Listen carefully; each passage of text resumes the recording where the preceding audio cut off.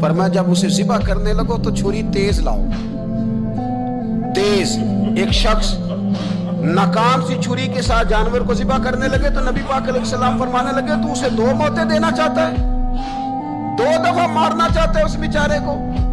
فرمایا اس طرح نہ کر، ایک تو چھری تیز کر اور دوسرا اس کی نظروں کے سامنے نہ کر، سائیڈ پہ لے جا اور اس تیز دھار کے ساتھ اسے ذبح کر کے اسے کم سے کم تکلیف ہو، کم سے کم اسے درد ہو۔ ہمارے ہاں عید کے موقع پر کسائی کو بڑی جلدی ہوتی ہے، جانور ابھی پورا ٹھنڈا بھی نہیں ہوتا کہ فٹافٹ وہ کھال اتارنے شروع کر دیتے ہیں۔ یہ اذیت ہے، یہ تکلیف ہے، آپ آزمائش میں ڈال رہے ہیں۔ آپ اس سے کہیں، میں تو ریکویسٹ کر لیتا ہوں کبھی کبھی، میں کہتا ہوں یار تو چند پیسے زیادہ لے لینا، تجھے اگلے گھر جانے کی جلدی ہے، تجھے ٹیلی فون بھی آ رہے ہیں، تو آدھے گھنٹے کا ٹائم بھی بتاتا جا رہا ہے، لیکن ایسے نہ کر، یہ جانور ہے، اس میں اللہ نے جان رکھی ہے، اس کا خیال کر۔